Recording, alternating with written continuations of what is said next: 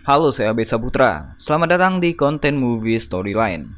Hari ini saya mau menceritakan alur cerita film yang berjudul Seven Pound, sebuah film yang dibintangi oleh Will Smith di tahun 2008. Semoga cara saya bercerita bisa menghibur kalian semua dan langsung aja kita masuk ke alur ceritanya.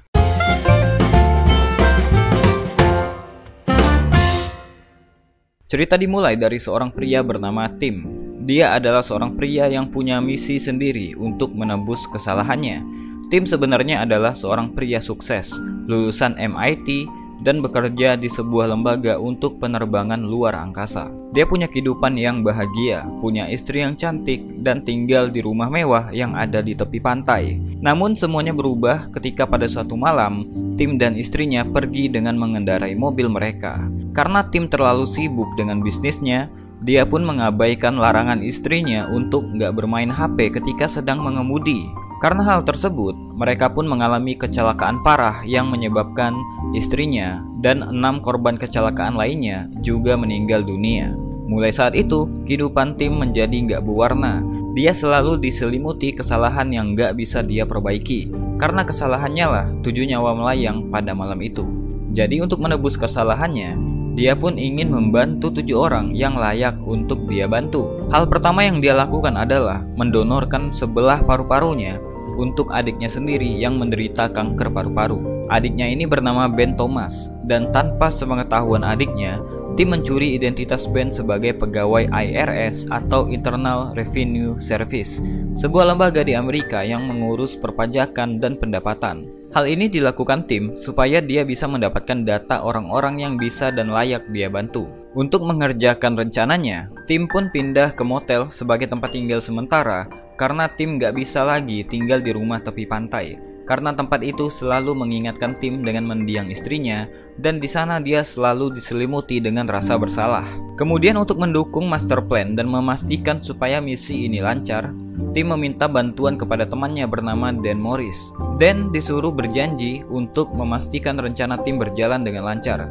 Sebenarnya, Dan berat hati ingin membantu temannya ini, tapi dia nggak punya pilihan karena sudah berjanji. Pernah di suatu waktu, Dan mengunjungi Tim di motel tempat dia tinggal. Di sana Dan mencoba untuk mengubah pikiran Tim. Namun sekeras apapun dia mencoba, Tim memarahinya dan tetap menyuruh Dan untuk fokus sama rencana. Dengan menahan kesedihan, Dan mengatakan kepada Tim untuk jangan khawatir walaupun ini berat baginya. Dan akan memastikan semuanya berjalan sesuai dengan rencana. Pada suatu malam, Tim mulai mencari orang-orang yang bermasalah dengan pajaknya karena masalah dengan pengobatan medis mereka. Pada waktu itu, Tim mendapatkan satu nama, seorang wanita bernama Emily. Berpura-pura sebagai pegawai IRS, Tim pun mendatangi rumah Emily. Namun menurut tetangganya, Emily lagi nggak ada di rumah karena harus menjalani beberapa tes di rumah sakit. Jadi Tim pun langsung pergi ke rumah sakit Saint Matthew untuk mencari Emily yang ternyata menderita penyakit gagal jantung. Sesampainya di sana, Tim melihat keadaan Emily yang terbaring lemah di atas tempat tidur. Jadi dia memutuskan untuk datang di lain waktu. Di hari yang lain, Tim kembali datang ke rumah sakit tempat Emily dirawat. Pada siang itu, sebenarnya Tim lagi memperhatikan seorang anak kecil yang terkena kanker. Namun di saat yang bersamaan, Tim bertemu dengan Emily. Karena telanjur ketemu, Tim pun memberitahukan bahwa Emily punya kewajiban yang harus dia bayar kepada negara. Emily nggak bisa bilang apa-apa selain menceritakan nasibnya yang sekarang dipecat dari pekerjaannya. Tim pun nggak mempermasalahkan hal tersebut dan berjanji akan menemui Emily lain kali. Kemudian di lain hari, Tim menunaikan janjinya. Dia datang ke rumah Emily untuk membicarakan tentang pajak yang harus Emily bayar.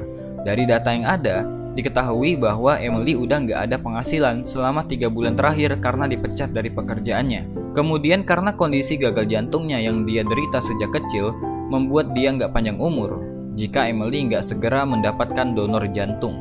Karena hal tersebut, Tim memberikan keringanan buat Emily.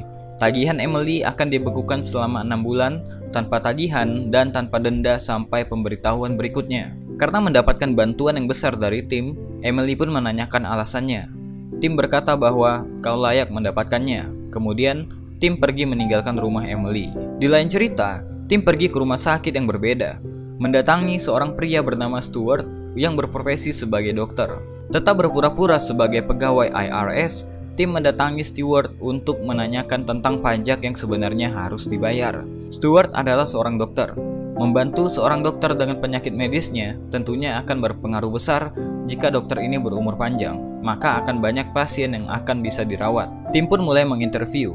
Namun terkait pajaknya, Stewart meminta perpanjangan waktu 6 bulan untuk menyelesaikan pajaknya karena kondisi keuangannya yang jelek setelah gagal operasi sumsum tulang belakangnya. Tim pun mencoba untuk percaya dengan Stewart dan berpikir akan memberikan perpanjangan waktu buatnya dan juga mendonorkan sumsum tulangnya. Sebelum meninggalkan rumah sakit, tim mendatangi seorang wanita tua yang merupakan pasien dari Stewart. Kedatangan tim simpel aja. Dia ingin mencari tahu seperti apa karakter asli Stewart. Lewat nenek ini, tim jadi tahu kalau Stewart memperlakukan pasiennya dengan sangat buruk. Bahkan nenek ini sering dikasih hukuman dengan gak dimandikan secara benar. Tim pun jadi kesal. Dia pun menggendong nenek tersebut dan menyuruh perawat memandikannya. Karena hal itu, tim pun jadi gak akan memberikan perpanjangan waktu buat Stewart karena cara dia memperlakukan pasiennya menjadikan dia orang yang gak pantas untuk dibantu. Hampir saja dia percaya dan akan mendonorkan sumsum tulangnya pada Stewart. Untungnya lewat nenek tadi, tim gak jadi memberikan donor kepada orang yang gak tepat. Sebagai gantinya, tim mendonorkan sumsum tulangnya kepada anak kecil bernama Nicholas yang menderita kanker sumsum tulang. Walaupun harus tanpa dilakukan pembiusan terlebih dahulu, tim mendonorkan organnya untuk Nicholas. Sebuah pengorbanan yang membuat tim harus beristirahat total di motel tempat dia menginap selama berminggu-minggu lamanya. Setelah itu, tim masih mencoba untuk memuaskan dirinya membantu orang lain untuk menebus kesalahannya. Jadi dia pergi menemui temannya yang bernama Holly, seorang wanita yang bekerja di sebuah lembaga perlindungan anak. Tim pernah mendonorkan bagian kanan hatinya pada Holly dan pada hari itu, tim meminta sebuah nama kepada Holly. Tolong kau beri aku satu nama, orang yang pantas dibantu tapi terlalu sombong untuk meminta pertolongan, kata tim. Tentu saja Holly dengan senang hati membantu orang yang pernah membantunya. Jadi Holly memberikan tim sebuah nama seorang wanita bernama Connie. Wanita yang mengalami kekerasan dari pacarnya sampai mematahkan tulang rusuknya karena perkelahian. Jadi tim mendatangi rumahnya, menjelaskan maksud kedatangannya untuk menolong Connie supaya dia memperoleh kehidupan yang lebih baik. Namun niat baik tim belum sampai ke Connie. Alih-alih menerima bantuan tersebut, Connie malah mengusir tim keluar rumahnya karena curiga. Kemudian cerita lain datang dari seorang customer service bernama Ezra, seorang pria yang menderita tunanetra. Tim mendapatkan informasi tentang Ezra dari sebuah koran dan berpikir Ezra adalah orang yang tepat untuk mendapatkan donor matanya. Ya, tim berniat untuk mendonorkan matanya ketika dia meninggal nanti. Jadi dia pun menelpon ke tempat Ezra bekerja. Dia sengaja menelpon dan mengata-ngatai Ezra yang buta. Namun gak pernah sedikit pun Ezra membalas hinaan itu. Ezra tetap tenang dan tetap melayani tim yang menelpon sebagai customer. Tim hanya ingin memastikan bahwa Ezra adalah orang yang tepat untuk menerima donor mata darinya. Gak jarang juga tim memperhatikan Ezra dari jauh untuk menilai karakter Ezra. Tim hanya ingin benar-benar memastikan bahwa Ezra adalah orang baik yang pantas untuk menerima hadiah darinya. Kemudian tim juga mendatangi pelatih ice hockey bernama George.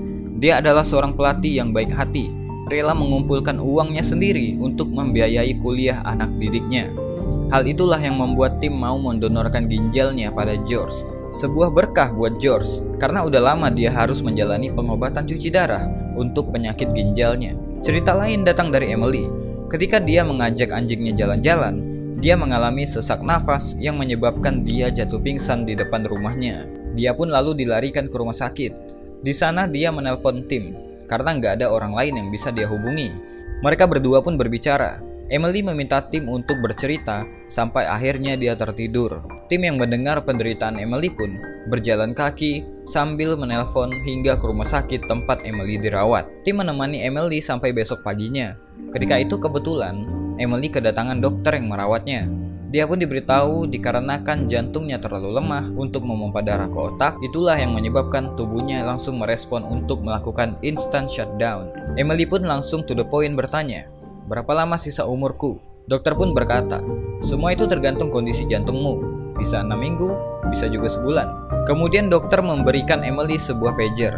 Jika alat itu menyala, berarti Emily akan punya orang yang akan mendonorkan jantungnya. Emily pun sangat sedih dan dia meminta tim untuk menemaninya.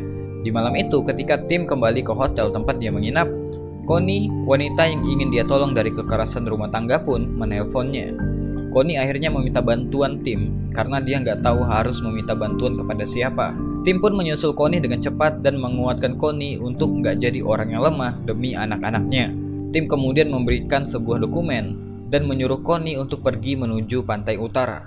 Connie pun mengikuti apa yang Tim suruh dan sampailah dia ke sebuah rumah di tepi pantai. Rumah mewah milik Tim dan istrinya tinggal dulu. Tim percaya rumah itu bisa menyembuhkan jiwa yang luka dan dia ingin Connie merasakan hal yang sama.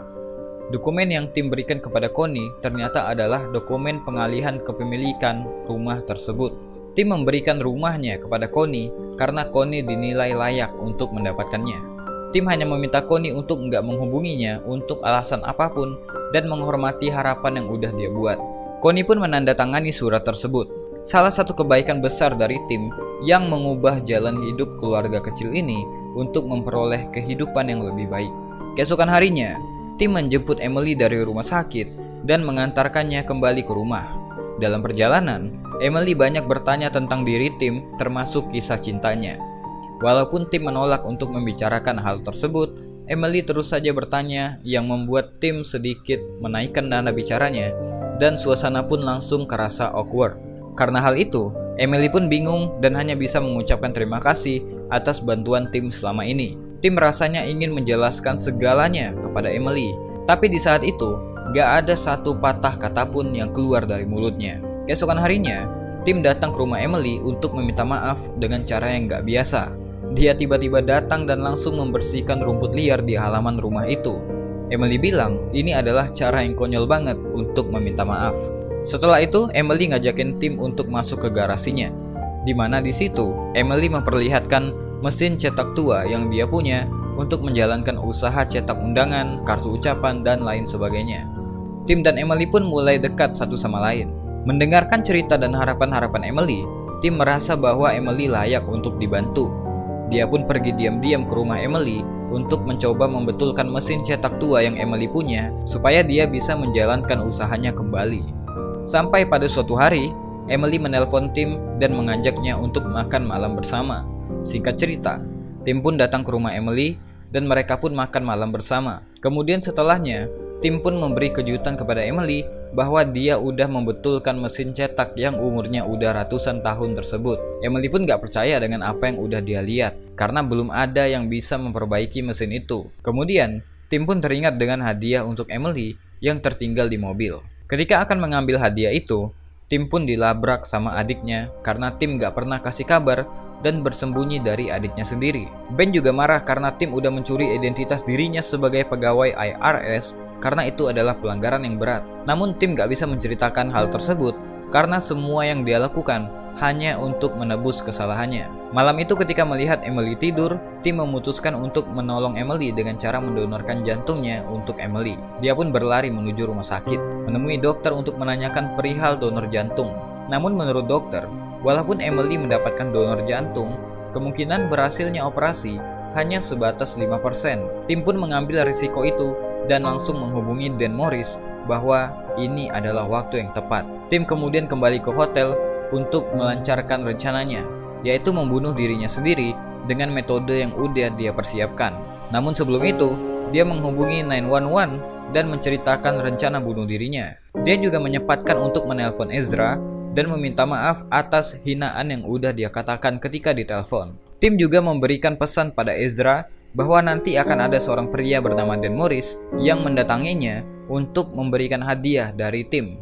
Sebuah hadiah yang layak diterima oleh Ezra. Setelah menjalankan rencananya, Tim pun langsung dibawa ke rumah sakit. Namun karena rencana bunuh dirinya itu, sudah pasti Tim udah memastikan bahwa nyawanya tidak akan selamat dan memang sedari awal dia sudah mempersiapkan itu semua.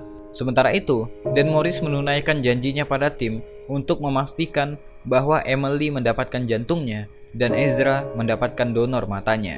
Malam itu pager Emily pun berbunyi, tanda dia udah mendapatkan donor jantung. Operasi pun segera dilakukan. Pada malam itu, Tim meninggal dunia dengan meninggalkan kebaikan yang gak terhitung untuk Emily yang saat itu hidup dengan jantung Tim di dadanya. Tim meninggalkan beberapa surat untuk orang yang udah dia bantu.